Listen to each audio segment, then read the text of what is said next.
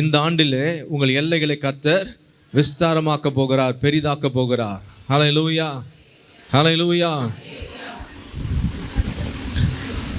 வாசிக்கலாம் யாத்திராகமத்தின் புஸ்தகம் 34ஆம் அதிகாரம் 24ஆம் வசனம்.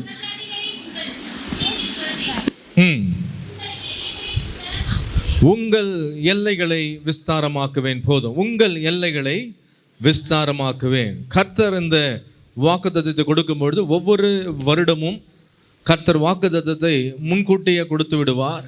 கொடுத்த வாக்குத்தத்தத்தை உறுதிப்படுத்தும்படியாக கர்த்தருடைய சமூகத்தில் நான் காத்திருக்கும் பொழுது பல தருணங்களிலே பல மனிதர்கள் மூலமாக இந்த வாக்குத்தத்தத்தை இந்த வருடத்திற்கான வாக்குத்தத்தம் என்று சொல்லி பல விதங்களிலே கர்த்தர் உறுதிப்படுத்தியிருக்கிறார்.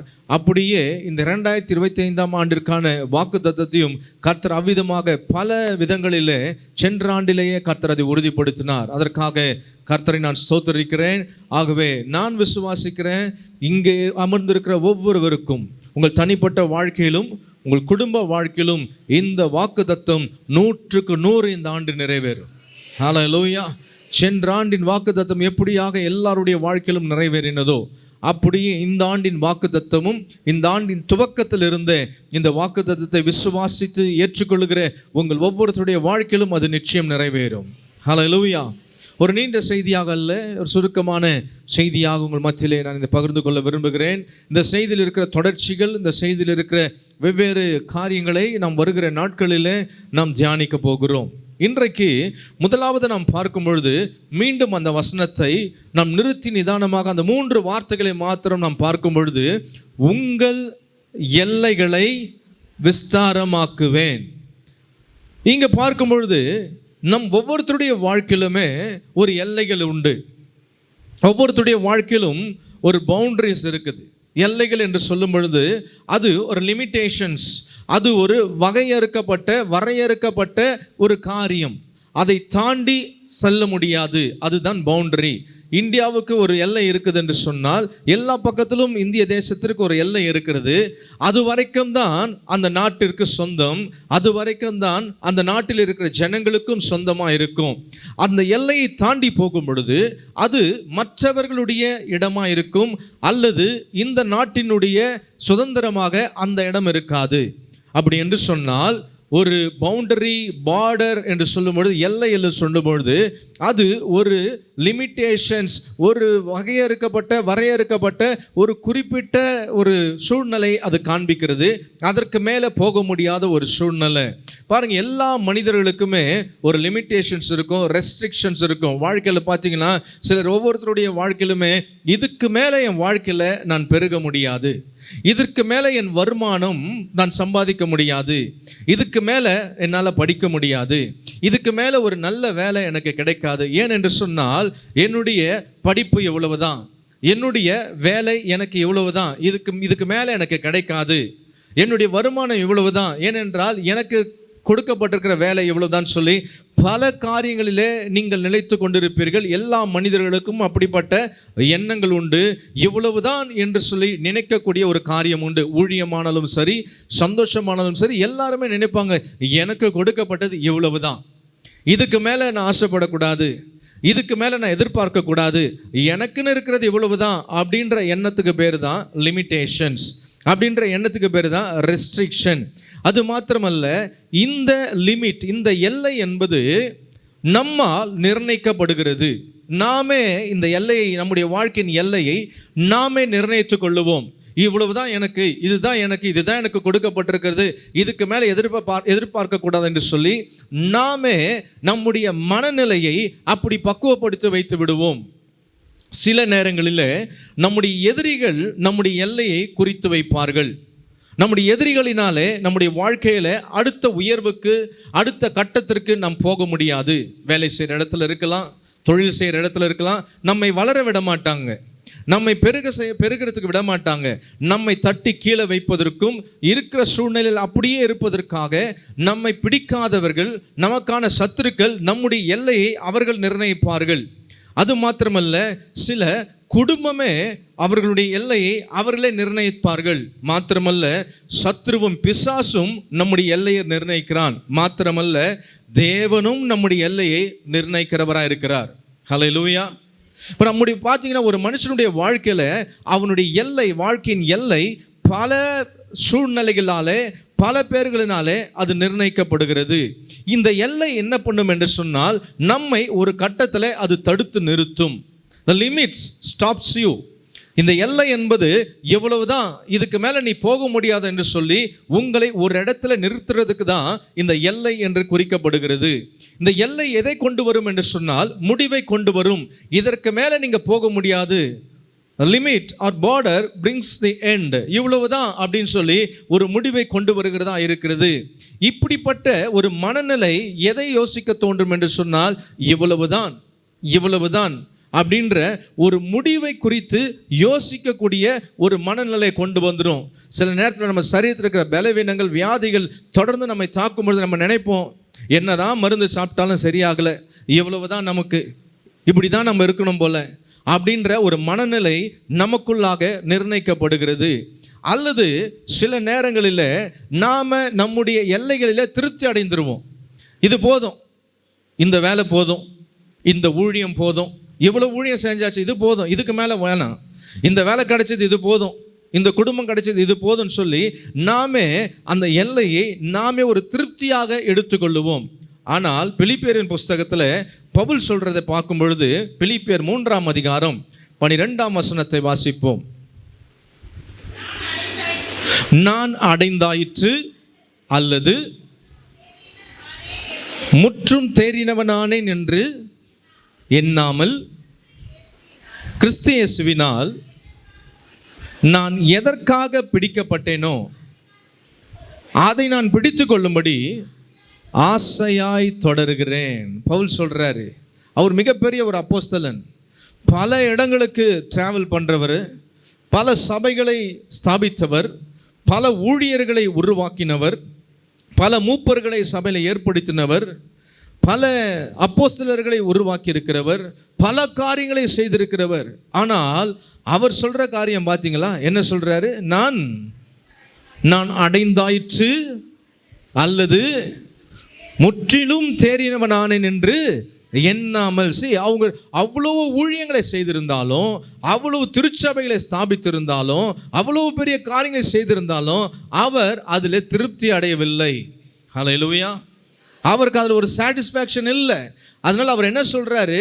நான் எதற்காக அழைக்கப்பட்டேனோ அதை பிடித்து கொள்ளும்படியாக ஆசையாய் தொடருகிறேன். அப்படின்னா என்ன அர்த்தம்? அவருக்கான ஒரு லிமிட்டை செட் பண்ணல, அவர் லிமிட்டோட கூட நிற்கல, அவர் அந்த லிமிட்டை தாண்டி அவர் மூவ் பண்ணிக்கிட்டு இருக்கிறார். அவர் இன்னும் அதை தாண்டி அவர் இன்னும் கடந்து போக அவர் விரும்புகிறார். எனக்கு அன்பான தேவ பிள்ளைகளே, இந்த புதிய ஆண்டிலே உங்களுக்காக கர்த்தர் கொடுத்த வாக்குத்தத்தத்தின் அடிப்படையில் நான் உங்களுக்கு சொல்லுகிறேன், உங்கள் வாழ்க்கையில் எவ்வளவுதான் என்று ஒருவேளை இத்தனை ஆண்டுகள் நீங்கள் நினைத்திருப்பீர்கள் என்று சொன்னால் அந்த மனநிலையை மாற்றிவிடுங்கள். உங்கள் வாழ்க்கையில் போதும் என்ற அந்த திருப்தி ஊழியத்திலோ அல்லது கர்த்தருக்காக செய்கிற காரியங்களிலோ எதில் இது போதும் என்று சொல்லி திருப்தி அடைந்து விடாதீர்கள். நீங்கள் செல்ல வேண்டிய பிரயாணம் வெகு தூரம். ஹல்லேலூயா. நீங்கள் பெற்றுக்கொள்ள வேண்டிய ஆசீர்வாதம் இன்னும் அநேகமாக இருக்கிறது. நீங்கள் சாதிக்க வேண்டிய காரியங்கள் இன்னும் அதிகமாக இருக்கிறது. ஆமென் சொல்லுங்க. Hallelujah. So don't be satisfied. இப்போ இருக்கிறது இல்லை. நீ கர்த்தர் உங்களுக்காக மகத்தான காரியங்களை வைத்திருக்கிறார், திரளான ஆசீர்வாதங்களை வைத்திருக்கிறார். ஒருவேளை நீங்கள் போதும் என்ற மனநிலைக்கு வந்து விட்டீர்கள் என்று சொன்னால், உதாரணத்துக்கு நான் சொல்லுகிறேன், ஒருவேளை உங்களுடைய கரத்தில் ஒரு லிட்டர் வாட்டர் பாட்டில் வச்சிருக்கிறீங்க, ஆனால் உங்களுக்கு கொடுக்கும்படியாக ஒரு 10 லிட்டர் அதில் ஒரு விலையேற பெற்ற ஒரு காரியம் ஊற்றப்படுகிறது என்று வைத்துக் கொள்ளுவோம். ஒரு நல்ல விலை மதிப்புள்ள ஒரு ஜூஸ் உங்களுக்கு கொடுக்கப்படுகிறது. ஆனால் உங்கள் கரத்தில் வெறும் 1 லிட்டர் பாட்டில் தான் இருக்குது என்று சொன்னால், நீங்கள் உங்கள் கரத்தில் எவ்வளவு கெப்பாசிட்டி உள்ள கண்டெய்னர் வச்சுருக்கிறீங்களோ அந்த அளவுக்கு தான் நீங்கள் பெற்றுக்கொள்ள முடியும். உங்களுக்கு கொடுக்குறவங்க எவ்வளவு அதிகமாக கொடுக்கணும்னு நினைச்சாலும் உங்ககிட்ட இருக்கிற கெப்பாசிட்டி என்னவோ அவ்வளவு தான் நீங்கள் பெற்றுக்கொள்ள முடியும். ஹல்லேலூயா. அப்போ கர்த்தர் தம்முடைய பிள்ளைகளுடைய எல்லைகளை விஸ்தாரமாக்க விரும்புகிறவர். நம்முடைய ஆண்டவர் எல்லாவற்றையும் பெருக செய்கிறவர். நம்முடைய ஆண்டவர் எதையும் சிக்கனமாக, எதையும் சுருக்கி, எதையும் அவர் ரொம்ப கம்மியாக கொடுக்கிற தேவன் அல்ல. ஆரம்பத்திலிருந்து பார்க்கும் பொழுது நம்முடைய ஆண்டவர் எல்லாவற்றையும் பெருக செய்கிறவர். நம்முடைய ஆண்டவர் காட் ஆஃப் மல்டிப்ளிகேஷன். எல்லாவற்றையும் அவர் பிளஸ் பண்ணும் போது, அவர் ஆசீர்வதிச்சா அது பெருகணும், அவ்வளவுதான். ஹல்லேலூயா. இப்படிப்பட்ட தேவன் கர்த்தர் நமக்கு இருக்கும் பொழுது நம்முடைய மனநிலை எப்படி இருக்க வேண்டும் என்று சொன்னால், கர்த்தர் நம்மை ஆசீர்வதிப்பதற்காக நம்முடைய சிந்தைகளை, நம்முடைய எண்ணங்களை விஸ்தாரமாக்கி வைக்க வேண்டும். ஹல்லேலூயா. அப்போ நாம சில காரியத்தை குறிக்க வைத்துக் கொள்ளுவோம் என்று சொன்னால், கர்த்தர் கொடுக்க நினைச்சாலும் அவர் கொடுக்கிற மகத்தான காரியங்களை பெற்றுக்கொள்வதற்கு நம்மிடத்தில் இடமில்லாமல் இருக்கும் பொழுது, எவ்வளவு இடம் இருக்கோ, நீங்க எந்த அளவுக்கு விசுவாசிக்கிறீங்களோ, எந்த அளவுக்கு தேவனிடத்தில் எதிர்பார்க்கிறீர்களோ, அந்த அளவுக்கு தான் நீங்க பெற்றுக்கொள்ள முடியும். ஹல்லேலூயா, ஹல்லேலூயா. இப்போ முதலாவது இந்த எல்லையை குறித்து சில காரியங்களை நான் உங்களுக்கு சொன்னேன். இப்பொழுது கர்த்தர் கொடுத்த வாக்குத்தத்தத்தின் அடிப்படையில் சில காரியத்தை உங்களுக்கு சொல்றேன். இந்த வாக்குத்தத்தம் என்ன சொல்லுகிறது? நான் உங்கள் எல்லைகளை விஸ்தாரமாக்குவேன் என்று சொல்லுகிறார்.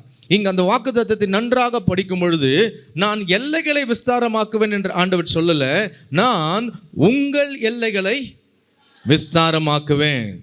God speaks about your own borders, your own limitations, your own boundaries. கர்த்தர் உங்களுடைய தனிப்பட்ட உங்களுடைய எல்லையை கர்த்தர் பேசுகிறார். ஹல்லேலூயா. யாரோ ஒருத்தருக்காக அல்ல, யாரோ ஒருத்தருக்காக அல்ல, தெளிவா கர்த்தர் சொல்றாரு, உங்களுடைய எல்லையை விஸ்தாரமாக்க. உங்களுடைய லிமிட்ஸை கர்த்தர் அன்லிமிட்டடா மாற்ற போகிறார். விசுவாசிக்கிறீங்களா? ஹல்லேலூயா. உங்களால் உங்க எல்லையை பெரிதாக்க முடியாது. ஆனால் கர்த்தர் நினைத்தா, கர்த்தர் சொன்னா அது அப்படியே நடக்கும். ஆமென். நீங்க விசுவாசித்தா நிச்சயமாக உங்க வாழ்க்கையில அப்படிப்பட்ட காரியங்களை பார்ப்பீர்கள். அது மாத்திரமல்ல, இந்த வாக்குத்தத்த வசனம் எதை குறிக்கிறது என்று சொன்னால், God's concern towards your limitations. உங்களுடைய எல்லை, உங்களுக்கென்று நீங்கள் நெருக்கத்தில் ஒரு குறிக்கப்பட்ட ஒரு இடத்திற்குள்ளாக நீங்கள் இருக்கிறீர்கள் அல்லவா? நீங்கள் இவ்வளவு கஷ்டத்தில் இருக்கிறீங்களே, உங்களால் பெருக முடியல, உங்களுடைய எல்லை பெரிதா இல்லையே என்று சொல்லி தேவன் அதை குறித்து கரிசனை உள்ளவராய் இருக்கிறார் என்பதை இந்த வாக்குத்தத்தம் வெளிப்படுத்துகிறது. ஹல்லேலூயா. உங்களுடைய நெருக்கத்தை குறித்து, உங்களுடைய வாழ்க்கையில நீங்கள் பெருகக்கூடாமல் இருப்பதற்கு நீங்கள் கவலைப்படாமல் இருந்தாலும், கர்த்தர் உங்களுடைய நெருக்கத்தை குறித்து அவர் கரிசனையா இருக்கிறதுனால தான் அவர் சொல்றாரு, நான் உங்கள் எல்லைகளை விஸ்தாரமாக்குவேன். இந்த வார்த்தையை கர்த்தர் சொல்றாருன்னா, அப்போ எந்த அளவுக்கு கர்த்தர் உங்க சூழ்நிலையை, உங்கள் எல்லையை அவர் கவனித்து பார்த்திருந்திருப்பார் என்று சொல்லி நீங்கள் யோசித்து பார்க்கணும். மூன்றாவதாக, it reveals God's plan about your future. உங்களுடைய எதிர்காலத்தை குறித்த தேவ திட்டத்தை இது வெளிப்படுத்துகிறது. இந்த வாக்குத்தத்த வசனம் எதை வெளிப்படுத்துகிறது என்று சொன்னால், உங்களுடைய எதிர்காலத்தின் தேவ திட்டம். அப்போ உங்க எதிர்காலம் எப்படி இருக்கணும்னு கர்த்தர் நினைக்கிறாரு. உங்கள் எல்லைகளை விஸ்தாரமாக்கும் பொழுது உங்களுடைய வாழ்க்கையில பல நன்மைகள் உண்டாகும். உங்களுடைய எல்லைகளை கொண்டு பல காரியங்களை கர்த்தர் செய்யணும்னு நினைக்கிறாரு. ஹல்லேலூயா. அப்போ இந்த வாக்குத்தத்த வசனத்தை நீங்க படிக்கும் பொழுது உங்களுக்கு இதெல்லாம் ஞாபகம் வரணும். அதற்காக தான் நான் சொல்றேன். முதலாவது, உங்களுடைய எல்லையை குறித்து கர்த்தர் பேசுறாரு. யாருடைய எல்லை குறித்து அல்ல, தெளிவாய் டைரக்டா கர்த்தர் பேசுறாரு. உங்கள் எல்லைகளை விஸ்தாரமாக்குவேன். ஹல்லேலூயா. இரண்டாவதாக, கர்த்தர் உங்கள் எல்லைகளை குறித்திருக்கிற கரிசனை இது காண்பிக்கிறது. மூன்றாவதாக, உங்கள் எதிர்காலத்தின் தேவ திட்டத்தை இது வெளிப்படுத்துகிறது.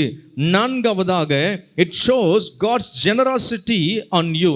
உங்க மேல கர்த்தருடைய ஒரு திறந்த மனதை அல்லது கர்த்தருடைய ஒரு தாராள மனப்பான்மை அது காண்பிக்கிறது. ஹல்லேலூயா.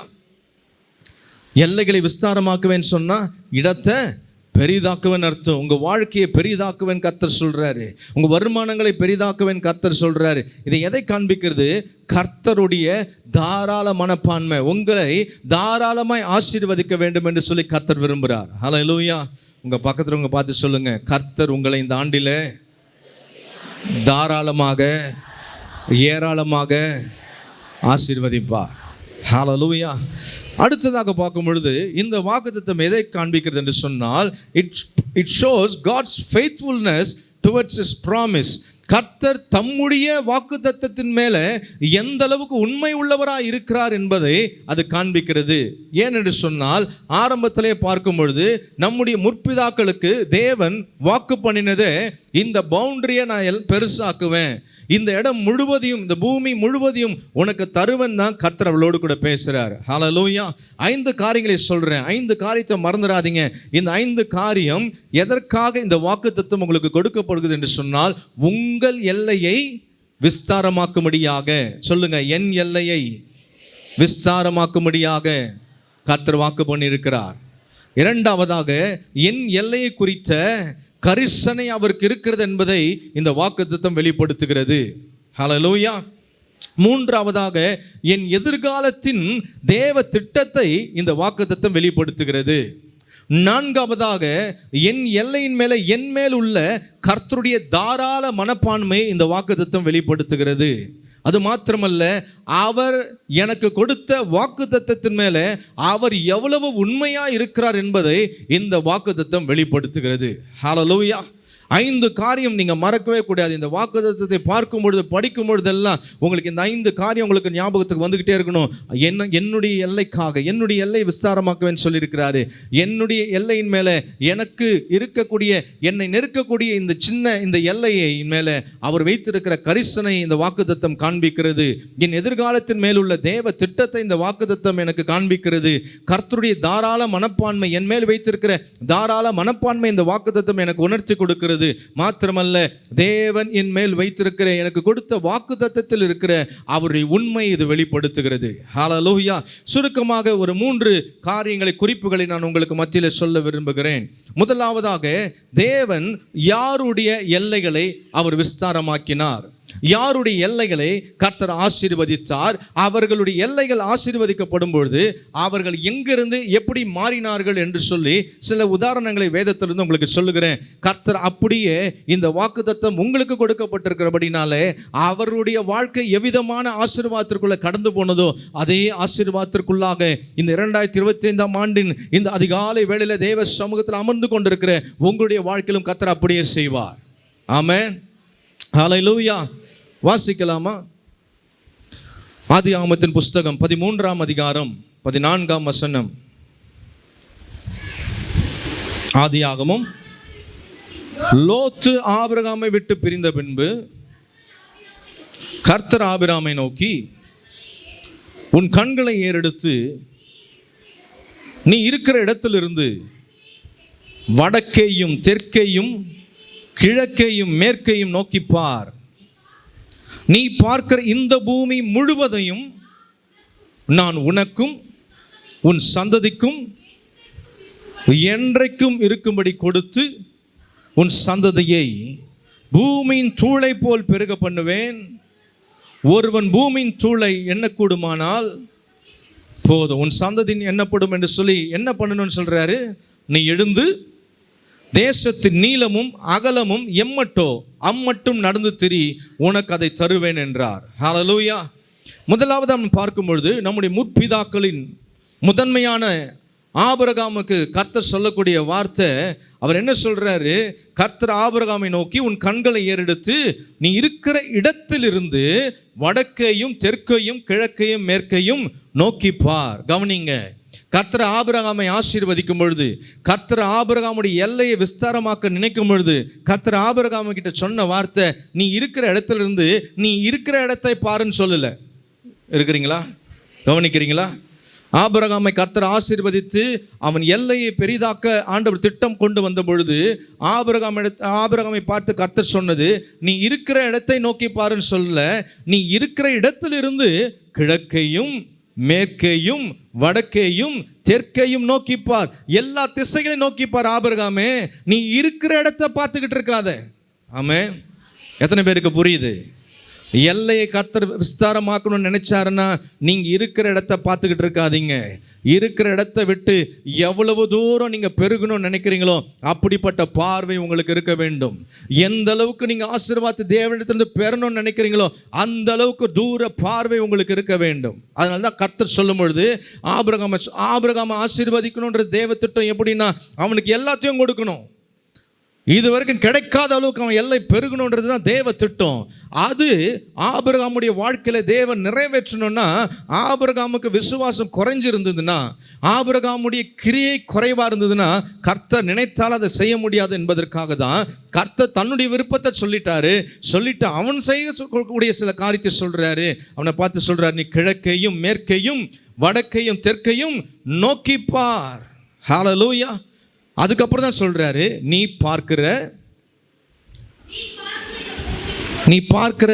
உன் வீடு முழுவதையும் சொல்லல, நீ பார்க்கிற உன் கூடாரம் முழுவதையும் ஆண்டவர் பேசல, நீ பார்க்கிற உன்னுடைய இடத்துன்னு சொல்லி ஆண்டவர் பேசல.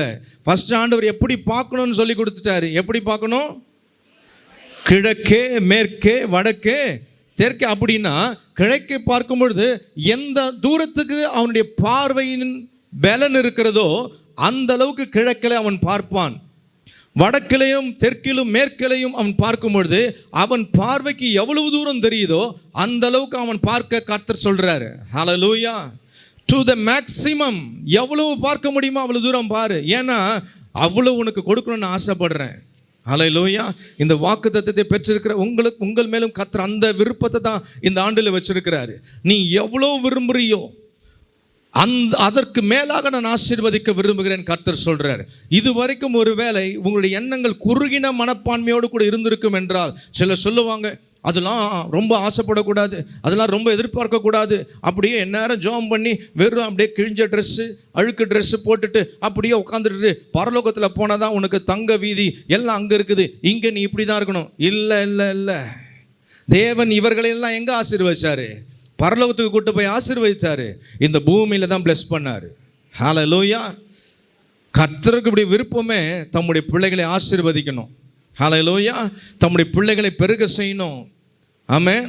அப்போ யாராவது இப்படிப்பட்ட ஒரு எண்ணங்களை கொண்டு வந்து கொடுத்து, நீ பெருசாக நினைக்கக்கூடாது, பெருசாக யோசிக்கக்கூடாதுன்னா அதெல்லாம் நடக்காது, அப்படிப்பட்ட காரியங்களை நீங்கள் நினைக்கக்கூடாது என்பதற்காக, நீங்கள் ஆசீர்வதிக்கப்படக்கூடாது என்பதற்காக இப்படிப்பட்ட காரியங்கள் பேசப்படும். அப்படி இல்லை. முதலாவது நான் உங்களுக்கு சொல்கிறேன், இந்த வாக்குத்தத்தம் உங்களுக்கு நேராக வந்திருக்கிறபடினாலே நீங்கள் இப்போ இருக்கிற சூழ்நிலையை, இப்பொழுது இருக்கிற நிலையை நீங்கள் உங்கள் மனதில் கொண்டு வரக்கூடாது. ஆபிரகாம் கிட்ட கர்த்தர் பேசும்பொழுது அவன் இருந்த நிலை, அன்றைக்கு அவன் எப்படி இருந்தாலும் அதை அவனுக்கு அவர் நினைவுபடுத்தல.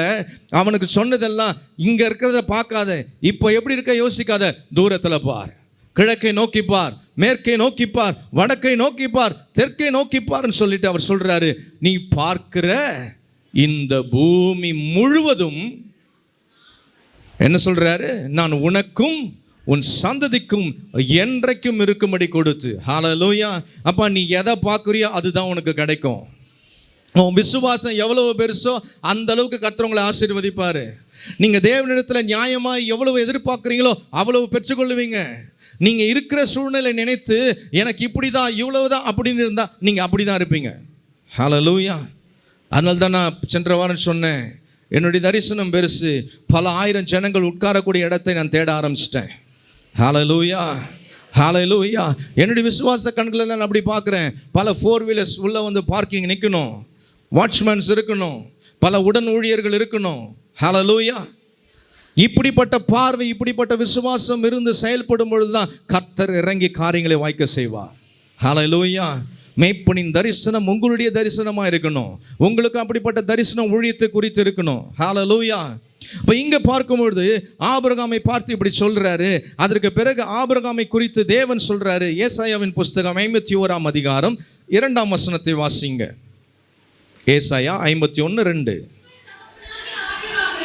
உங்கள் தகப்பனாகிய ஆபிரகாமையும் உங்கள் பெற்ற சாராயும் நோக்கி பாருங்கள். அவன் ஒருவனாய் இருக்கையில் நான் அவனை அழைத்து அவனை ஆசீர்வதித்து அவனை பெருக பண்ணினேன். ஹல்லேலூயா. ஆண்டவர் சொல்றாரு இஸ்ரவேல் ஜனங்களுக்கு, உங்கள் தகப்பனாகிய ஆபிரகாமை நோக்கி பாருப்பா, உங்களை பெற்ற சாராயை நோக்கி பார். அவன் ஒருவனாக இருக்கும் பொழுது நான் அவனை அழைச்சேன், அவனை ஆசீர்வதித்தேன், அவனை பெருக பண்ணேன். கரங்களை தட்டி கர்த்தரை மகிமைப்படுத்துவீங்களா? கர்த்தர் உங்களை தெரிந்து கொண்டது உண்மை என்று சொன்னால் அவர் உங்களை ஆசீர்வதிப்பார், உங்களை பெருக செய்வார், உங்கள் எல்லைகளை விஸ்தாரமாக்குவார். ஹல்லேலூயா.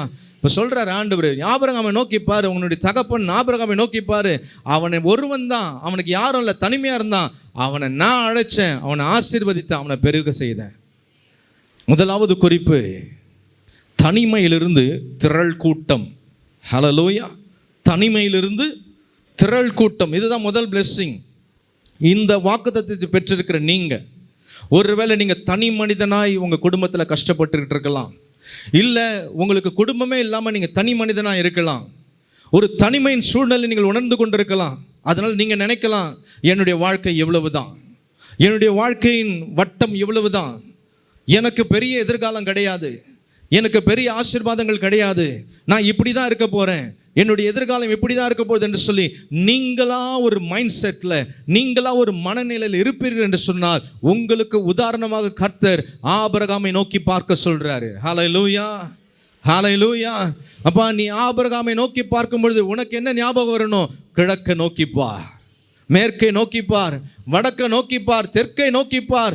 நீ பார்க்கிற இந்த பூமி முழுவதும் உனக்கு நான் கொடுக்க முடியும் கர்த்தர் சொல்றாருன்னா, நீ தனி மனிதனாக இருந்தும், உனக்கு ஒருவனும் ஒத்தாசை செய்யாதவனாக இருந்தாலும், நீ உன்னால எதுவுமே செய்ய முடியாம எந்த நிலையில நீ இருந்தாலும், கர்த்தர் சொல்றாரு, நான் உன்னை ஆசீர்வதிப்பேன், அதனால நீ பெருகுவ. அதற்காக தான் இந்த வருஷத்துல வாக்குத்தத்தம் பண்ணியிருக்கிறேன், எல்லைகளை விஸ்தாரமாக்குவேன். நீ தனிமையா இருக்கலாம், பயப்படாத, கர்த்தர் கூட இருந்தா போதும். ஆமென். தனிமையிலிருந்து திரள் கூட்டமாக கர்த்தரால் மாற்ற முடியும். ஸோ டோன்ட், உங்கள் மைண்ட் செட்டை ரொம்ப லிமிட் பண்ணாதீங்க. நீ உங்களுக்கு ஒரு மிகப்பெரிய தரிசனம் இருக்கணும். உங்கள் வாழ்க்கை குறித்து, உங்கள் எதிர்காலத்தை குறித்து, உங்கள் குடும்பத்தை குறித்து, உங்கள் வியாபாரத்தை குறித்து, நீங்கள் படிக்கிற படிப்பை குறித்து, உங்களுடைய தொழில் வியாபாரம், உங்களுடைய வேலை ஊழியம் எல்லாத்தை குறித்தும் மிகப்பெரிய தரிசனம் இருந்தால் போதும், கர்த்தர் அதை வாய்க்க செஞ்சிருவார். ஹல்லேலூயா. ஸோ இங்கே இருக்கிற நீங்கள் எல்லாருமே இப்போ என்ன நிலையில் இருக்கிறீங்களோ அதே நிலைமையில் நீங்கள் இருக்க போகிறதில்ல. உங்களுக்கான ப்ராமிஸ் வந்துருச்சு, உங்களுக்கான வார்த்தை வந்துருச்சு. இனி நீங்கள் செயல்பட ஆரம்பிக்கணும். கர்த்தர் தம்முடைய வாக்குத்தத்தங்களை நிறைவேற்றி இந்த ஆண்டு முடிவதற்கு முன்பாக கர்த்தர் உங்களையும் உங்கள் குடும்பத்தையும் இங்கே வந்து நிற்க செய்வார். நீங்கள் சொல்லுவீங்க, கர்த்தர் எங்கள் குடும்பத்தின் எல்லைகளை விஸ்தாரமாக்கி இருக்கிறாரு, கர்த்தரின் வியாபாரத்தின் எல்லையை விஸ்தாரமாக்கி இருக்கிறாரு, கர்த்தரின் படிப்பின் எல்லையை விஸ்தாரமாக்கி இருக்கிறாரு, கர்த்தரின் ஊழியத்தின் எல்லையை விஸ்தாரமாக்கி இருக்கிறாரு. எல்லாரும் வந்து சாட்சி சொல்ல போறீங்க, நான் நம்புறேன். ஹல்லேலூயா. அடுத்ததாக பார்க்கும் பொழுது, முற்பிதாக்களின் இரண்டாவது இடத்துல இருக்கிறதான ஈசாக்கை குறித்து கர்த்தர் பேசுகிற வார்த்தை என்ன? ஆதியாகமம் 26ஆம் அதிகாரம் 3ஆம் வசனம்.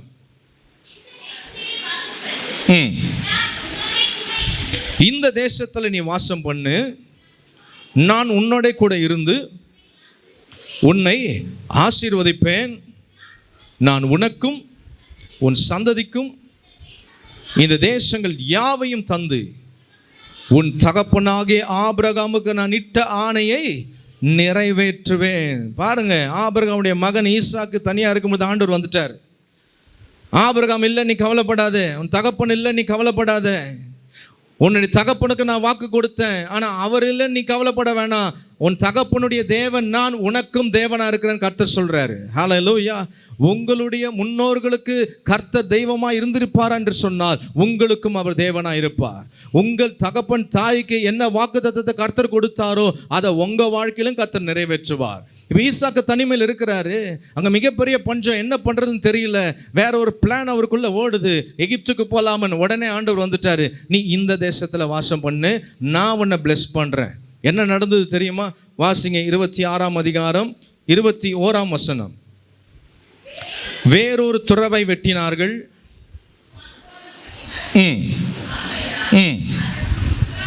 பேரிட்டான். அடுத்து, பின்பு அவ்விடம் விட்டு பெயர்ந்து போய் வேறொரு துறவை வெட்டினான், அதை குறித்து அவர்கள் வாக்குவாதம் பண்ணவில்லை.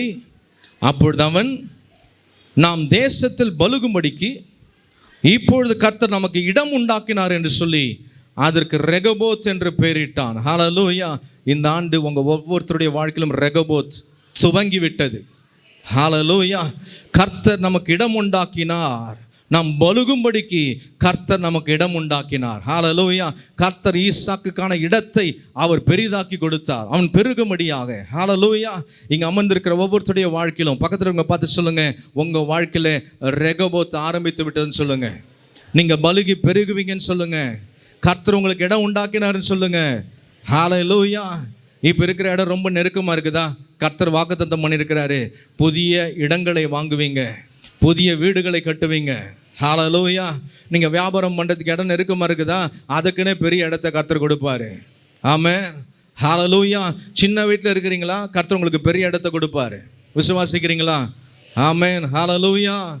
கர்த்தர் ஈசாக்கை ஆசீர்வதிக்கும் பொழுது ஈசாக்கு சொன்ன வார்த்தை, இப்பொழுது நாம் பெருகும்படிக்கு கர்த்தர் நமக்கு இடம் உண்டாக்கினார். ஹல்லேலூயா. ஹல்லேலூயா. இங்கேயும் ஈசாக்கு தனி மனுஷன்தான், ஆனால் கர்த்தர் ஈசாக்கை அவனை பிளெஸ் பண்ணி அவனை பெருக செய்தார். அது மாத்திரமல்ல, முற்பிதாக்களில் மூன்றாவதாக இருந்த யாக்கோபு என்பவனுடைய வாழ்க்கையில் கர்த்தர் பேசின காரியம் 28ஆம் அதிகாரம் 13 14 வசனம்.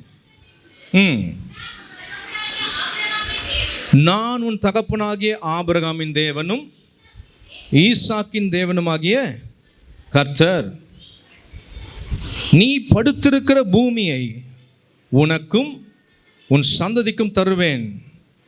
உன் சந்ததி பூமியின் தூளை போல் இருக்கும்.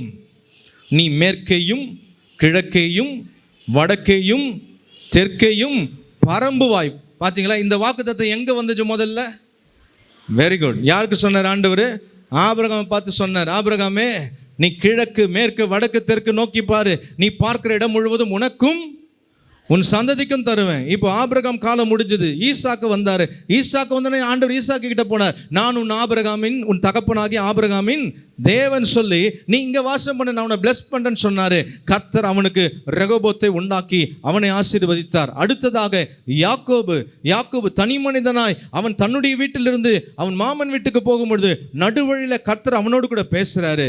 அவனை பார்த்து சொல்றாரு, உன் சந்ததி பூமியின் தூளை போல் இருக்கும். நீ மேற்கையும் கிழக்கையும் வடக்கையும் தெற்கையும் பரம்புவாய். ஹல்லேலூயா. இப்போ இந்த 3 பேருடைய வாழ்க்கை எடுத்து பார்க்கும் பொழுது they are single person. அவங்க தனி மனிதர்கள், தனிமையானவர்கள். ஆனால் அவர்களை கர்த்தர் திரள் கூட்டமாய் மாற்றினார். ஹல்லேலூயா. இன்றைக்கு ஒரு பிளெஸ்ஸிங்கோடு இருக்கிறீங்களா? ஒரே ஒரு ஆசீர்வாதம், சின்ன ஆசீர்வாதம் தான் இருக்குன்னு நினைச்சிட்டு இருக்கிறீங்களா? இந்த வாக்கு தத்தத்தின்படி கர்த்தர் அதை பெருக செய்வார். அது ஒன்று திரளாய் மாறும். ஹல்லேலூயா. Single will be multiplied. It will be multiplied as many. ஆண்டவர் அதிகமாய் திரளாய் கர்த்தர் பெருக செய்கிற ஆண்டவர். அப்போ முதலாவது நாம் பார்க்கும் பொழுது ஆபிரகாம் தனி மனிதனாய் இருந்தான், அழைத்தார், ஆசீர்வதித்தார், பெருக செய்தார். ஈசாக்கு தனி மனிதனாய் இருந்தார், இங்கே வாசம் பண்ண ஆசீர்வதிக்கிறேன்னு சொன்னாரு. கர்த்தர் அவன் பெருகும்படி அவனுக்கு இடம் உண்டாக்கி கொடுத்தார். மூன்றாவதாக யாக்கோபு தனி மனிதனா போனான். கர்த்தர் சொன்னாரு, உன் தகப்பனாகிய ஆபிரகாமின் தேவனும் ஈசாக்கின் தேவனுமாகிய கர்த்தர் நீ எல்லா திசைகளிலும் பரம்புவாய் என்று சொன்னார். வாசிங்க என்னாகமத்தின் புஸ்தகம் 24ஆம் அதிகாரம். என்னாகமத்தின் புஸ்தகம் 24ஆம் அதிகாரம் 5ஆம் வசனத்திலிருந்து வாசிப்போம். யாக்கோபே, உன் கூடாரங்களும் இஸ்ரவேலே உன் வாசஸ்தலங்களும் எவ்வளவு அழகானவைகள். அவைகள் பரவி போகிற ஆறுகளைப் போலவும் நதியோரத்தில் உள்ள தோட்டங்களைப் போலவும் கர்த்தர் நாட்டின சந்தன மரங்களைப் போலவும் தண்ணீர் அருகே உள்ள கேதுரு விருட்சங்களைப் போலவும் இருக்கிறது. அவர்களுடைய நீர்ச்சால்களிலிருந்து தண்ணீர் பாயும். அவர்கள் வித்து திரளான தண்ணீர்களில் பரவும். அவர்களுடைய ராஜா ஆககை பார்க்கலும் உயர்வான். அவர்கள் ராஜ்யம் மேன்மை அடையும் என்று சொல்லி நிறைய ஆசீர்வாதங்களை அங்கே சொல்லுகிறதை பார்க்கிறோம். எனக்கு அன்பான கர்த்தருடைய பிள்ளைகளே, மோவாபின் சமவெளியில இஸ்ரவேல் ஜனங்க எகிப்திலிருந்து கானானுக்கு நேராக பயணம் போய் கொண்டிருக்கும் பொழுது போகிற வழியில மோவாபின் சமவெளியில இந்த இஸ்ரவேல் கூட்டம் அங்கே வந்து தங்குகிறார்கள், பாளையம் இறங்குகிறார்கள். They are on the way to their promised land. அவங்களுக்கு வாக்குத்தத்தம் பண்ணப்பட்ட இடத்துக்கு நேராக அவங்க போய்கிட்டு இருக்கும்பொழுது போகிற வழியில மோவாபின் சமவெளியில வந்து தங்குறாங்க. அப்பொழுது அந்த மோவாபின் ராஜாவாகிய பாலாக் இவர்களை பார்க்கிறான். இந்த கூட்டம் திரள் கூட்டமா இருக்கிறதுனால அவன் சொல்றான், எப்படி ஒரு மாடுகள் புல்லை மேய்ந்து போடுவது போல இவர்கள் இந்த மோவாப் தேசத்தை அழித்து போடுவார்கள் என்று சொல்லி அவர்களை கண்டு பயப்படுகிறான். அவர்களை எதிர்த்து அவனுக்கு யுத்தம் பண்ண தைரியம் இல்லாததுனால அந்த ஜனங்களை சபிக்கும்படியாக பீலையாம் என்கிறதான ஒரு தீர்க்கதரிசியை கூலி பொருத்தி அந்த பாலாக் ராஜா அழைக்கிறான். இந்த பீழையாம் வந்த பிறகு அவனை சபிப்பார்கள் என்று சொல்லி பாலாக் வெயிட் பண்ணி பார்த்துக்கிட்டு இருக்கிறாரு. ஆனால் பீழையாம் போய் நின்று கர்த்தருடைய ஜனத்தை பார்க்குறாரு. திரளாய் அவர்கள் அங்கே இருக்கிறாங்க. அவங்க டெசர்ட்டில் இருக்கிறாங்க, பாலைவனத்தில், அந்த சமவெளியில் அவங்க இருக்கிறாங்க. பீழையாம் அவர்களை பார்க்கிறார். நடந்த சம்பவம் என்ன பாருங்க. 4ஆம் வசனம் அல்லது 3ஆம் வசனத்தை வாசிப்போம். அப்பொழுது 2வது வசனத்தை வாசித்துருவோம். தன் கண்களை ஏறெடுத்து இஸ்ரவேல் தன் கோத்திரங்களின்படி பாளையம் இறங்கி இருக்கிறதை பார்த்தான். இப்போ பீழையாம் வந்து நின்று பார்க்கிறாரு. இந்த ஜனத்தை தான் சபிக்கணும்னு மோவாப் ராஜாவாகிய பாலாக் சொல்லிட்டாரு. சரி, இந்த ஜனங்களை சபிக்கணும்னு முதலாவது பீழையாம் வந்து ஜனங்களை சுற்றி பார்க்கிறார். பார்க்கும் பொழுது அவங்க திரளா இருக்கிறாங்க. பார்த்து கொண்டு இருக்கும் பொழுது தேவ ஆவி அவன் மேல் வந்தது. 2வது வசனம் என்ன சொல்லுது? தேவ ஆவி அவன் மேல் வந்த உடனே இப்போ அவன் பேச ஆரம்பிக்கிறான். என்ன பேசுறாரு? யாக்கோபே, 5வது வசனம், யாக்கோபே உன் கூடாரங்களும் இஸ்ரவேலே உன் வாசஸ்தலங்களும் எவ்வளவு அழகானவைகள். இப்போ இவர் இந்த வார்த்தையை சொல்லும் பொழுது அவங்க பாலைவனத்தில் தான் இருக்கிறாங்க. ரொம்ப அழகான கூடாரத்துலலாம் அவங்க இல்லை. அந்த பர்டிகுலர் டைமில் அவங்க ஒரு டென்ட் அடித்து அங்கங்கே ஜனம் தங்கி இருக்குது. ஏனென்றால் அவர்கள் ஸ்ட்ரேஞ்சர்ஸ், அவங்க வந்து நாடோடிகளாக அவங்க போய்கிட்டு இருக்கிறவங்க. ஆனால் அவங்கள பார்த்து சொல்லப்பட்ட வார்த்தை எப்படி இருக்குது பார்த்தீங்களா? உன் கூடாரங்களும் இஸ்ரவேலே உன் வாசஸ்தலங்களும் எவ்வளவு அழகானவைகள். அவைகள் பரவி போகிற ஆறுகளைப் போலவும் நதியோரத்தில் இருக்கிற தோட்டங்களைப் போலவும் கர்த்தர் நாட்டின சந்தன மரங்களைப் போலவும் தண்ணீர் அருகே உள்ள கேதுரு விருட்சங்களைப் போலவும் இருக்கிறது. அன்னைக்கு இருந்த ப்ரெசன்ட் சிச்சுவேஷனை தேவ ஆவியானவர் பீழையாம் மூலமாக பேசலை. தம்முடைய ஜனங்களை கர்த்தர் எப்படி ஆசீர்வதிக்க போகிறாரு, எதிர்காலத்தில் அவங்க எப்படி இருக்க போகிறான்றத தேவ ஆவியானவர் பீழையாமுடைய கண்களுக்கு, ஆவிக்குரிய கண்களில் கொண்டு வந்து வைத்து எதிர்காலத்தை குறித்து இவர் பேசுகிறார்.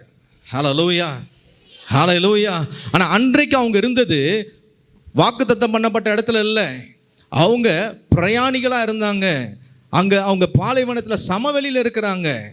அவர்களை பார்த்து இவன் பிளஸ் பண்ணுற காரியம் என்ன? உன் கூடாரங்கள் எவ்வளவு அழகானவைகள், பரவி போகிற ஆறுகளைப் போல. கர்த்தருடைய நாமத்தினால் சொல்கிறேன், இன்னைக்கு ஒருவேளை நீங்கள் இருக்கிற சூழ்நிலை ரொம்ப நெருக்கமான சூழ்நிலையாக இருக்கலாம். நீங்கள் ரொம்ப கஷ்டப்படுற சூழ்நிலையாக இருக்கலாம். நீங்கள் சம்பாதிக்கிற சம்பாத்தியம் உங்களுக்கு அந்த ஒரு மாதத்திற்கு கூட பத்தாமல் இருக்கலாம். பல கமிட்மெண்ட்ஸில் நீங்கள் இருக்கலாம். ஆனாலும் கர்த்தர் உங்களை பார்க்கிறது எப்படி என்று சொன்னார், இந்த வசனத்தின்படி தான் கர்த்தர் பார்க்குறாரு. கர்த்தருடைய ஊழியனாய் உங்களை பார்த்து நான் சொல்லுகிறேன் இந்த வார்த்தைகளை. இந்த வார்த்தைகள் உங்களுக்கு நேராக வரும்பொழுது ஆமென் என்று சொல்லி உங்களுக்காக எடுத்துக்கொள்ளுங்கள். எனக்கு அன்பான கர்த்தருடைய ஜனமே, உன் கூடாரங்களும் உன் வாசஸ்தலங்களும் எவ்வளவு அழகானவைகள். அவைகள் பரவி போகிற ஆறுகளைப் போலவும் நதியோரத்தில் இருக்கிற தோட்டங்களைப் போலவும் கர்த்தர் நாட்டின சந்தன மரங்களைப் போலவும் தண்ணீர் அருகே உள்ள கேதுரு விருட்சங்களைப் போலவும் இருக்கிறது. ஹல்லேலூயா. எனக்கு அன்பான கர்த்தருடைய பிள்ளைகளே, இப்படி தான் பீழையாம் அன்றைக்கு அவங்கள பார்த்து பேசுகிறாரு. இது எல்லாம் எதிர்காலத்தில் அவங்க வாழ்க்கையில் நிறைவேறினது. இன்றைக்கும் கர்த்தர் பேசி கொண்டிருக்கிற ஒவ்வொரு வாக்குத்தத்த வார்த்தைகளும் அது பொய்யாகாது. உங்கள் வாழ்க்கையிலும் உங்கள் சந்ததிகளுடைய வாழ்க்கையிலும் அது நிறைவேறும். ஹல்லேலூயா. அப்போ முதலாவது தனிமையிலிருந்து திரள். 2வது ஒரு காரியத்தை சொல்கிறேன், from nowhere to everywhere, from nothing to everything. யோசேப்புடைய வாழ்க்கை பார்க்கும் பொழுது ஆதியாகமத்தின் புஸ்தகம் 37ஆம் அதிகாரம் 23ஆம் வசனத்தை வாசிக்கலாம்.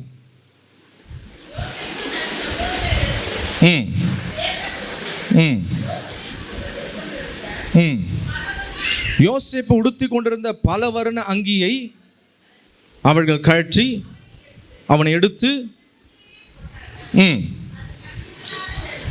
அது தண்ணீர் இல்லாத வெறும் கொடியா இருந்தது.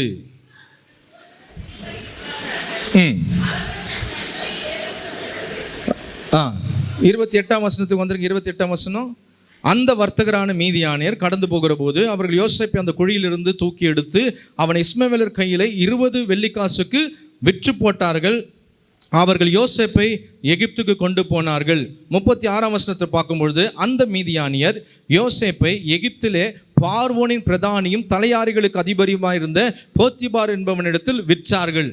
யோசேப்பு போட்டிருந்த பல வர்ண அங்கியை அவனுடைய சகோதரர்கள் எடுத்துவிட்டு ஆழமான குழியில் போட்டாங்க. அந்த குழியில் தண்ணி இல்லை. அதுக்கு பிறகு அவனை எடுத்து இஸ்மவேலர் கையில் விற்றுறாங்க 20 வெள்ளிக்காசுக்கு. அந்த இஸ்மவேலர்கள் இவனை வாங்கி கொண்டு எகிப்துக்கு போய் எகிப்தில் இருந்த போத்திபார் என்பவனிடத்தில் அவங்க மறுபடியும் விற்று போட்டார்கள். இப்பொழுது யோசேப்பு எங்கேயுமே அவனுக்கு ஒரு இடம் கிடையாது. அவனுக்கென்று ஒரு முகவரியே கிடையாது, முகமறியாதவன். எகிப்தில் போகும்பொழுது யோசேப்பு முகமறியாதவனாக இருந்தான். ஆனால் கர்த்தர் அவனை ஆசீர்வதித்த பொழுது அவன் எல்லையை கர்த்தர் எப்படி விரிவாக்கினார் என்று சொன்னால், இப்படி இருந்த யோசேப்பை ஆதியாகமம் 41 அதிகாரம் 42 வசனத்தை வாசிப்போம். பார்வோன் தன் கையில் போட்டிருந்த தன் முத்திரை மோதிரத்தை கழற்றி அதை யோசேப்பின் கையிலே போட்டு மெல்லிய வஸ்திரங்களை அவனுக்கு உடுத்தி பொன் சரப்பணையை அவன் கழுத்திலே தரித்து என்று பார்க்கிறோம். எனக்கு அன்பான கர்த்தருடைய பிள்ளைகளே, நல்லா கவனிங்க. இதுக்கு முன்பாக வாசித்த பொழுது யோசேப்பு போட்டிருந்த பல வர்ண அங்கியை அவன் சகோதரர்கள் அவனிடத்துல எடுத்துட்டாங்க. அவனை தூக்கி ஆழமான குழியில் போட்டாங்க. அதுக்கு பிறகு அவனை விற்றாங்க. அவங்க கொண்டு போய் இன்னொரு இடத்துல விற்றான். ஆனால் இப்பொழுது தன்னுடைய ஆடையை பல வர்ண அங்கியை இழந்த யோசேப்புக்கு கர்த்தர் எப்படிப்பட்ட ஆசீர்வாதத்தை கொடுக்கிறார் தெரியுமா? அந்த எகிப்தின் நாட்டின் ராஜாவின் கரத்தில் இருந்த மோதிரம் யோசேப்புடைய விரலுக்கு வருகிறது. ஒரு ஆமென் சொல்லுங்க. ஹல்லேலூயா. இவனுடைய பல வர்ண அங்கியை கழற்றி அவனை அவமானப்படுத்தி அவனை கொலை செய்யணும்னு நினைச்சாங்க. கர்த்தர் என்ன தெரியுமா பண்ணாரு? இவனை இப்படியா பண்றீங்கன்னு சொல்லி எகிப்துக்கு கர்த்தர் கொண்டு போய் ராஜாவின் வஸ்திரத்தை அவனுக்கு கொடுத்தார். ஹல்லேலூயா, ஹல்லேலூயா. அப்போ உங்களிடத்திலிருந்து எது எடுத்துக்கொள்ளப்பட்டிருந்தாலும் கர்த்தர் அதை விட பல மடங்கு மேன்மையான காரியங்களை இந்த ஆண்டில் கொடுக்க போகிறார். உங்கள் எல்லைகளை விஸ்தாரமாக்குவேன் என்று கர்த்தர் சொல்லியிருக்கிறார். யோசேப்புக்கு எல்லைன்றதே இல்லாமல் இருந்து ஒன்றுமே இல்லை அவனுக்கு. ஃப்ரம் நோவேர் இவன் கடைசியில் எங்கே கொண்டு போகிறான் பாருங்க. 44 வசனத்தை வாசிங்க. 43 வசனம். தன்னுடைய 2 ரதத்தின் மேல் அவனை ஏற்றி தெண்டனிட்டு பணியுங்கள் என்று அவனுக்கு முன்பாக கூறுவித்து எகிப்தின் தேசம் முழுமைக்கும் அவனை அதிகாரியாக்கினான். முகமறியாதவன் எகிப்துக்கே முகவரியாய் மாறினான். கரங்களை தட்டி தேவனை மகிமைப்படுத்துவீங்களா? முகமறியாத ஒருவன் எகிப்துக்கு அவன் போகும்பொழுது யாருன்னே அவனை தெரியாது, யாருமே அவனுக்கு புரியாது, அவனை பார்த்தா தெரியாது, ஏனென்றால் அவன் எபிரேயன். ஆனால் முகமறியாத ஒருவனை கர்த்தர் எகிப்துக்கு முகவரியாய் மாற்றினார். இப்போ எகிப்தில் எது வேணும் எது நடக்கணும்னால யார்கிட்ட வந்து நிற்கணும்? யோசேப்பு கிட்ட தான் வந்து நிற்கணும். பார்வோன் இடத்துல கூட இல்லை. பார்வோன் சொல்லிட்டாரு, நான் ஸ்தானத்தில் மாத்திரம்தான் இருப்பேன், மற்றபடி எல்லாம் நீ தான். ஹல்லேலூயா. இன்றைக்கு நீங்கள் நோவேரில் இருக்கலாம். நீங்கள் இருக்கிற இடம், உங்கள் சூழ்நிலை, உங்கள் குடும்பம் ஒன்றுமே இல்லாமல் இருக்கலாம். ஆனால் இப்படி இருந்த யோசேப்பு தான் from nowhere he changed him to everywhere. எல்லா இடத்துக்கும் அவன் அதிகாரியாக மாற்றிட்டார். ஹல்லேலூயா. எகிப்து தேசம் முழுவதுக்கும் அவன் அதிகாரியாய் மாறினான். ஹல்லேலூயா. அவன் குழியில் போடும்பொழுது அவன்கிட்ட ஒன்றும் இல்லை. அவனை தூக்கி விற்கும் பொழுது அவன்கிட்ட ஒன்றும் இல்லை. ஒன்றும் இல்லாமல் இருந்தவனை ஒன்றிலும் குறையாதவனாய் கர்த்தர் ஆசீர்வதிச்சார். ஹல்லேலூயா. எகிப்து தேசம் முழுவதுக்கும் அவனை அதிகாரியாக்கும் பொழுது யோசேப்பு சொல்லியிருப்பான், எனக்கு ஒரு குறைவும் கிடையாது. ஆனால் குழியில் போடும்பொழுது ட்ரெஸ்ஸு கூட அவனுக்கு இல்லை. அவன் விற்கும் பொழுது அவன்கிட்ட ஒன்றுமில்லை. அவனே ஒரு பொருளை போல விற்கப்பட்டான். ஆனால் யோசேப்புடைய எல்லையை கர்த்தர் விஸ்தாரமாக்கின பொழுது கர்த்தர் யோசேப்புக்கு ஒன்றும் குறைவில்லாமல் நடத்தினார். ஹல்லேலூயா. இன்றைக்கு உங்கள் வாழ்க்கையில் பல குறைகளை நீங்கள் கண்டு கொண்டு இருக்கலாம், பார்த்துக்கிட்டு இருக்கலாம். கர்த்தருடைய நாமத்தினால சொல்கிறேன், கர்த்தர் இந்த ஆண்டில் உங்களை சொல்ல வைப்பார், எனக்கு ஒரு குறைவும் இல்லை. ஒருவேளை உங்களுக்கு கடன் இருந்தால் சொல்லுவீங்க, எனக்கு ஒரு கடனும் இல்லை, அடைக்க கர்த்தர் வழி திறப்பார். ஹல்லேலூயா. அதுதான் கர்த்தர் எல்லைகளை விஸ்தாரமாக்கும் பொழுது நடக்கக்கூடிய ஆசீர்வாதம். யோசேப்பு நினைச்சு பார்த்துருக்க மாட்டார். பாருங்க, முகமறியாத ஒருவனை முகவரியாய் மாற்றினார். எகிப்துக்கு அவன் தான் அட்ரஸ். ஏனென்று சொன்னால் அந்த எகிப்து தேசம் அடுத்தது பஞ்சத்துக்கு போவதற்கு முன்பாக பார்வோன் அந்த காரியத்தை யோசேப்பின் கையில் பொறுப்பு ஒப்பு கொடுக்கிறார். பார்வோனுடைய பொறுப்பை யோசேப்பு எடுத்த பிறகு யோசேப்பு இடத்துல தான் வந்து எல்லா ஜனங்களும் எகிப்தில் இருக்கிறவர்கள் வந்து அவனிடத்திலிருந்து பொருட்களை வாங்குகிறார்கள். இவனை ஒரு நாள் விற்றார்கள். கடைசியில் பார்க்கும்பொழுது ஜனங்களுக்கு இவன் தான் எகிப்தின் தானியங்களை விற்றான். ஹல்லேலூயா. இன்றைக்கு நீங்கள் உங்களை யார் அற்பமாக நினச்சி உங்களை ஒதுக்கி வைத்திருக்கிறாங்களோ அவங்க உங்ககிட்ட வந்து உங்கள் தயவை பெறும்படியாக கர்த்தர் மாற்றுவார். ஹல்லேலூயா. From nowhere to everywhere. ஒன்றுமே இல்லாதவன். யோசேப்புக்கு ஒரு நாள் இருந்த அட்ரஸ் என்ன? காலியான குழி, வஸ்திரம் இல்லாதவன். ஆனால் யோசேப்பு கர்த்தர் ராஜ வஸ்திரத்தை போட்டு எகிப்து முழுவதுக்கும் அதிகாரியாக மாற்றினார். ஹல்லேலூயா, ஹல்லேலூயா. ஒன்றும் இல்லாத இருந்தவனை ஒன்றுக்கும் குறைவுள்ள இல்லாதவனாய் கர்த்தர் மாற்றினார். கடைசியாக ஒரு நபரை காண்பித்து நான் முடிக்க விரும்புகிறேன். உங்களுக்கு எல்லாருக்கும் தெரிந்த அந்த மனிதன் தான் 1 நாளாகமத்தின் புஸ்தகம் 4ஆம் அதிகாரம் 9-10 வசனங்களை வாசிப்போம். யாபேஸ் தன் சகோதரரை பார்க்கிலும் கனம் பெற்றவனாயிருந்தான். அவன் தாய், நான் துக்கத்தோடு அவனை பெற்றேன் என்று அவனுக்கு யாபேஸ் என்று பெயரிட்டாள். இங்க பார்க்கும் பொழுது யாபேஸ் பிறக்கும் பொழுது அவனுக்கு அவங்க தாய் வைத்த பெயர் தான் அது. ஏன் அந்த பெயரை வைத்தாள் என்று பார்க்கும் பொழுது அதற்கான காரணத்தையும் அவங்க சொல்றாங்க. நான் துக்கத்தோட பெற்றேன் என்று சொல்லி அவனுக்கு யாபேஸ் என்று பெயரிட்டாள். எபிரேய மொழியில் யாபேஸ் என்று சொன்னால் துக்கத்தின் மகன், துக்கத்தின் மகன். ஹல்லேலூயா. தூக்கத்தின் மகன் அல்ல. உங்க பக்கத்தில் பார்த்து சொல்லுங்க, ஆமாம் சிலர் மூச்சு பார்க்குறாங்க, என்ன சொல்கிறாரா அப்படின்னு. இல்லை, அவன் துக்கத்தின் மகன், சன் ஆஃப் சாரோ. அதுதான் அந்த வார்த்தைக்கு அர்த்தம். நான் பல முறை இதை குறித்து பேசியிருக்கேன்.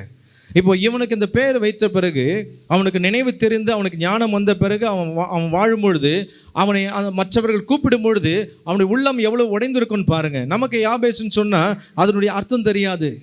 தமிழில் ஒருவேளை துக்கம்னு ஒருத்தருக்கு பேரை வச்சுட்டோன்னு வைத்து கொள்ளுங்க. யாருக்கோ ஒருத்தர் துக்கம்னு பேர் வச்சுட்டா ஸ்கூலில் போகும்போதெல்லாம் அட்டண்டன்ஸ் எடுக்கும்போது மிஸ் என்னன்னு கூப்பிடுவாங்க, துக்கம்னு வாங்க. அப்போ சுற்றில் இருக்கிறவங்க இப்போவுமே சிரிக்கிறீங்க. அப்போ கிளாஸில் ஒரு 50 பேர் இருக்கிறவங்க முன்னாடி துக்கம் அப்படின்னா ப்ரெசன்ட் மிஸ்னா என்ன நினைப்பாங்க சுற்றில் இருக்கிறவங்க? அப்படி தான் யாபேஸுடைய வாழ்க்கை இருந்தது. ஏனென்றால் எபிரேய மொழிக்கு அதுதான் அர்த்தம். அப்போ எபிரேய ஜனங்களோடு கூட அவன் வாழ்ந்து வளர்ந்து கொண்டு இருக்கும் பொழுது அவனை பேர் சொல்லி, இந்த பேரை சொல்லி கூடும்பொழுதுலாம் அவன் எவ்வளோ மனம் உடைஞ்சிருப்பான், எவ்வளோ வேதனையாக இருப்பான். அவன் யோசிச்சு பாருங்க, எவ்வளோ கஷ்டத்தில் இருந்திருப்பான். யாபேஸுடைய எல்லையே துக்கமான எல்லை தான். ஆனால் யாபேஸ் அடுத்த வசனத்தை பார்க்கும்போது அவர் என்ன பண்றாரு? யாபேஸ் இஸ்ரவேலின் தேவனை நோக்கி, தேவரீர் என்னை ஆசீர்வதித்து என் எல்லையை பெரிதாக்கி உமது கரம் என்னோடு இருந்து தீங்கு என்னை துக்கப்படுத்தாதபடிக்கு அதற்கு என்னை விலக்கி காத்தருளும் என்று வேண்டிக் கொண்டான். அவன் வேண்டிக் கொண்டதை தேவன் அருளினார். ஹல்லேலூயா. அதுக்கு பிறகுதான் யாபேஸ் தன் சகோதரர்கள் மத்தியிலே கனமுள்ளவனாய் மாறினான். 3வது காரியம், ஃப்ரம் சாரோ டு ஜாய், துக்கத்திலிருந்து சந்தோஷத்துக்கு நேராக கர்த்தர் உங்கள் எல்லையை விஸ்தாரமாக்கும் பொழுது நீங்கள் ஆசீர்வதிக்கப்படுவீர்கள். மாத்திரமல்ல, கனஈனமாய் இருக்கிற உங்களை கர்த்தர் கனவான்களாய் மாற்றுவார். அவமானம் அடைந்திருக்கிற உங்களுக்கு கர்த்தர் அங்கீகாரத்தை கொடுப்பார். ஹல்லேலூயா. From humiliation to honour. உங்களை எங்கே அவமானப்படுத்துகிறாங்களோ அவங்க மத்தியில் கர்த்தர் உங்களை கனமுள்ளவங்களாக வைப்பார். எப்போ தெரியுமா? உங்கள் எல்லைகளை ஆசீர்வதிக்கும் பொழுது. யாபேஸ் ஆண்டவர் நோக்கி கேட்டான். அவனுக்கு தெரியும், இதுக்கு மேலே என்னை பிளஸ் பண்ணுறதுக்கு இந்த உலகத்தில் யாரும் கிடையாது. என்னுடைய ஆரம்பமே துக்கத்தில் தான் ஆரம்பிக்குது, என்னுடைய வாழ்க்கையே துக்கத்தில் தான் ஓடிக்கிட்டு இருக்கு. ஆனால் யாபேஸ் ஒரு தீர்மானம் எடுத்தார். என்னுடைய ஆரம்பம் துக்கமாக இருக்கலாம், என்னுடைய வாழ்க்கை நாள் துக்கமாக இருக்கலாம், ஆனால் என் வாழ்நாளின் முடிவு துக்கமாக இருக்க நான் விடமாட்டேன். என்னுடைய ஆரம்பம் எப்படி ஆரம்பிக்கப்பட்டிருந்தாலும் என்னை ஆசீர்வதிக்கிற தேவன் ஒருவர் இருக்கிறார். நான் கனமுள்ளவனாய் மாற்றப்படுவதற்கு என் கர்த்தர் என்னை ஆசீர்வதித்தால் போதும் என்று அவன் அறிந்திருந்தபடினாலே எந்த மனுஷரிடத்திலும் போய் அவன் தன்னை உயர்த்தும்படியாக உதவி கேட்கல, எந்த மனிதரிடத்திலும் போய் அவன் நிற்கல. அவன் நோக்கி பார்த்தது இஸ்ரவேலின் தேவனாகிய கர்த்தரை நோக்கி, தேவரீர் என்னை ஆசீர்வதித்து என் எல்லையை பெரிதாக்கி உமது கரம் என்னோடு கூட இருந்து தீங்கு என்னை துக்கப்படுத்தாதபடிக்கு அதற்கு என்னை விலக்கி காத்தருளும் என்றான். தேவன் அவன் வேண்டிக் கொண்டதை அவனுக்கு அருளினார். ஹல்லேலூயா. இன்றைக்கு நீங்கள் ஜெபிங்க, ஒவ்வொரு நாளும் ஜெபிங்க. ஆண்டவர் சொல்லியிருக்கிறாரே, நான் உங்கள் எல்லைகளை விஸ்தாரமாக்குவேன். யாபேஸ் என் எல்லையை ஆசீர்வதித்து விஸ்தாரமாக்குனீங்கள் ஆண்டவரே, என் எல்லையை ஆசீர்வதித்து விஸ்தாரமாக்குங்க. என்னுடைய ஆரம்பம் துக்கமாக இருந்திருக்கலாம், இப்போ துக்கமாக என்னுடைய வாழ்க்கை போய்கிட்டு இருக்கலாம். ஆனால் இந்த துக்கம் நிரந்தரமாக இருக்கக்கூடாது, சந்தோஷமும் கனமும் தான் எனக்கு நிரந்தரமாக மாறணும்னு சொல்லி ஆண்டவரிடத்தில் கேளுங்க. நீங்கள் கேட்கிறதை கர்த்தர் உங்களுக்கு அருளி செய்வார். ஹல்லேலூயா. நீங்கள் யாராக இருந்தாலும் பரவாயில்ல, நான் மறுபடியும் சொல்கிறேன், இப்போ இருக்க நிலையை பார்க்காதீங்க, உங்களுடைய பேக்ரவுண்டை பார்க்காதீங்க, உங்களுடைய சூழ்நிலையை பார்க்காதீங்க, உங்கள் குடும்ப நிலையை பார்க்காதீங்க. நீங்கள் பார்க்க வேண்டியது இஸ்ரவேலின் தேவனாகிய கர்த்தரை நோக்கி.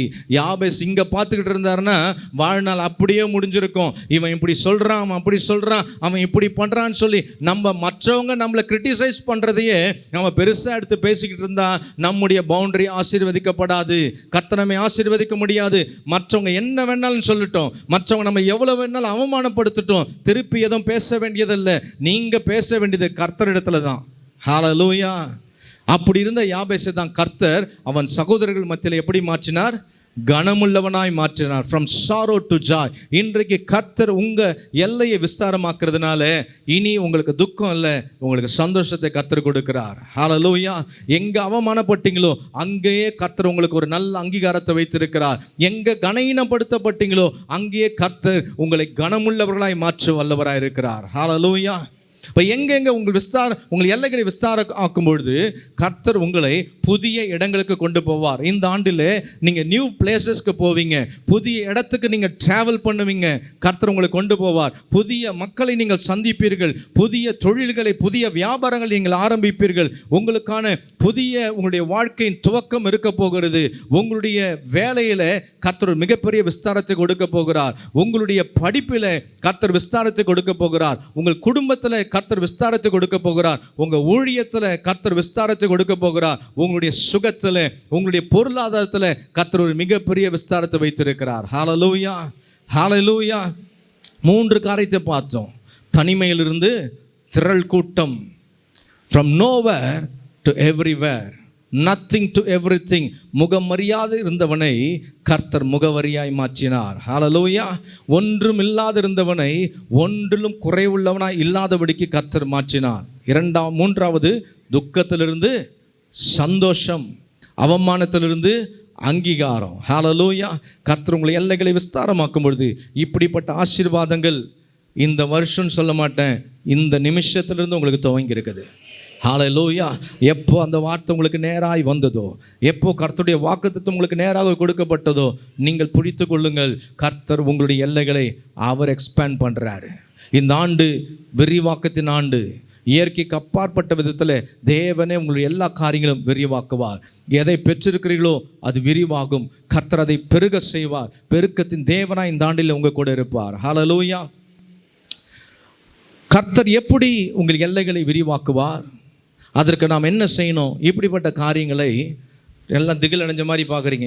தொடர்ந்து வருகிற ஞாயிற்றுக்கிழமையில் நம்ம அதை குறித்து நாம் தியானிக்கலாம். இப்போ முகத்தில் எவ்வளோ சந்தோஷத்தை பார்த்தீங்களா? ஹல்லேலூயா. இந்த சந்தோஷம், இந்த மகிழ்ச்சி எப்பொழுதும் உங்களோடு கூட இருப்பதாக. ஆமென்.